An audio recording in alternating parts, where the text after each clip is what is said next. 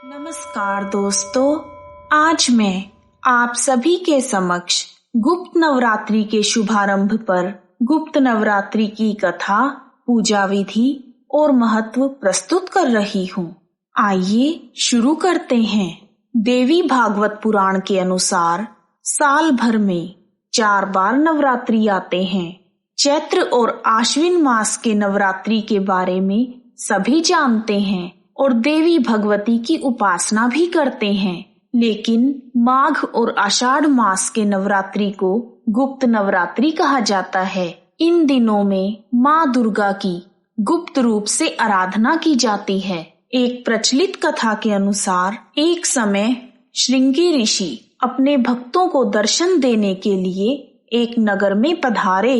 जब वह भक्त जनों को दर्शन दे रहे थे, तभी उस भीड़ में से एक परेशान दुखियारी स्त्री निकलकर श्रृंगी ऋषि के सामने आई और अपनी व्यथा श्रृंगी ऋषि को सुनाने लगी। उसने कहा, हे मुनिवर, मैं बहुत दुखी हूँ। मेरे पति हमेशा बुरे कर्मों से घिरे रहते हैं। इसी कारण मैं पूजा पाठ नहीं कर पाती। वह धर्म से संबंधित किसी भी कार्य में मेरा साथ नहीं देते और ना ही मुझे करने देते हैं। वह दान के लिए निकाला हुआ अन्न भी किसी को देने नहीं देते। वह मांस और मदिरा का सेवन करते हैं, जुआ खेलते हैं। उनके ऐसे दुष्कर्मों के कारण मैं बहुत परेशान हूँ, लेकिन मैं माँ दुर्गा की परम भक्त हूँ और उनकी पूजा करना चाहती हूँ और पूरे भक्ति भाव से अपने परिवार के इन कर्मों को सुधारना चाहती हूँ। श्रृंगी ऋषि उस स्त्री की बातें सुनकर उसके मनोभावों को जानकर प्रसन्न होते हैं और उसे उपाय बताते हुए कहते हैं कि वसंत और शरद ऋतु के नवरात्रों को तो हर कोई जानता है, लेकिन माघ और आषाढ़ मास के नवरात्रों को गुप्त नवरात्रि कहा जाता है। माँ दुर्गा की आराधना इन 9 दिनों में गुप्त रूप से की जाती है। जिस प्रकार प्रकट नवरात्रों में 9 देवियों का पूजन होता है, उसी प्रकार गुप्त नवरात्रि में 10 महाविद्याओं की पूजा की जाती है। श्रृंगी ऋषि के ऐसा कहने पर उस स्त्री ने पूछा, हे मुनिवर, कृपा करके बताएं कि यह 10 महाविद्याएं क्या हैं? उस स्त्री की जिज्ञासा को देखकर श्रृंगी ऋषि बोले, 10 महाविद्याएं देवी सती के 10 रूप हैं। जब शिव और सती का विवाह हुआ, तब सती के पिता प्रजापति दक्ष इस विवाह से खुश नहीं थे। उन्होंने भगवान शिव का अपमान करने के उद्देश्य से एक विशाल यज्ञ का आयोजन किया, जिसमें उन्होंने सभी देवी देवताओं को आमंत्रित किया, लेकिन अपने जमाता भगवान शंकर और पुत्री सती को बुलावा नहीं भेजा। जब सती को इस यज्ञ के बारे में पता चला, तो उन्होंने यज्ञ में जाने की जिद की, जिसे भगवान शिव ने अनसुना कर दिया।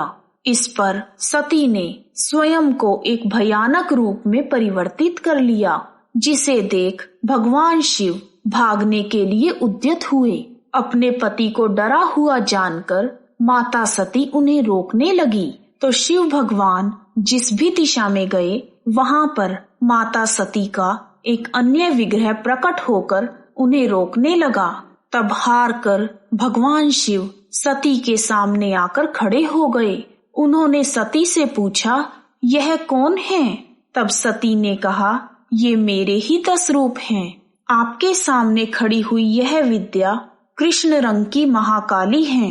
इनके ऊपर नीले रंग की तारा है, पश्चिम में छिन्नमस्तिका है और बाईं ओर भुवनेश्वरी, पीठ के पीछे बगलामुखी, पूर्व दक्षिण में धूमावती, दक्षिण पश्चिम में त्रिपुर सुंदरी, पश्चिम उत्तर में मातंगी तथा उत्तर पूर्व में षोडशी हैं और मैं खुद भैरवी के रूप में अभय दान देने के लिए आपके सामने खड़ी हूँ। यही 10 महाविद्याएं 10 शक्ति स्वरूप हैं। बाद में माता ने अपनी इन्हीं शक्तियों का उपयोग दैत्यों और राक्षसों का वध करने के लिए किया।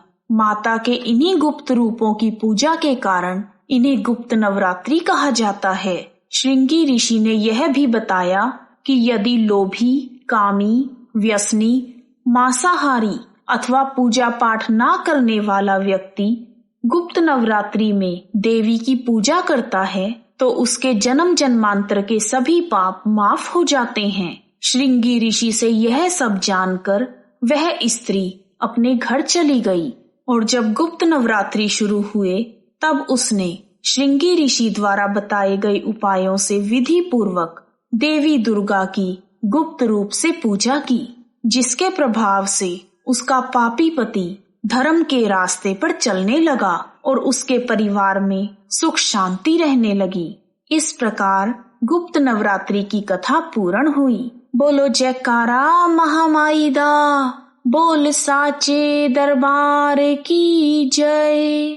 आइए अब जानते हैं गुप्त नवरात्रि की पूजा विधि। ओम ऐं ह्रीं क्लीं 10 गुणात्मिकाय चामुंडाय प्रसीद प्रसीद दुर्गा देव्यै नमः। गुप्त नवरात्रि में पहले दिन घट की स्थापना की जाती है। घट की स्थापना के लिए उसमें 7 प्रकार के अनाज डालकर उस पर आम के पत्ते रखकर ऊपर नारियल रखा जाता है। घट की स्थापना करने के बाद अखंड ज्योत जलाई जाती है और गुप्त नवरात्रि में विशेष रूप से माता की पूजा रात में की जाती है। पूरे विधि विधान से पूजा करने के बाद अष्टमी और नवमी तिथि के दिन कन्याओं को भोजन करवाया जाता है और उन्हें दक्षिणा देकर विदा किया जाता है। गुप्त नवरात्रि के पहले दिन माँ काली की पूजा की जाती है, जिससे किसी भी बीमारी या अकाल मृत्यु से बचा जा सकता है। और दूसरे दिन तारा रानी की पूजा की जाती है, जो हमें तीव्र बुद्धि और रचनात्मक शक्ति प्रदान करती है। गुप्त नवरात्रि में तीसरे दिन त्रिपुरा सुंदरी माँ की पूजा की जाती है।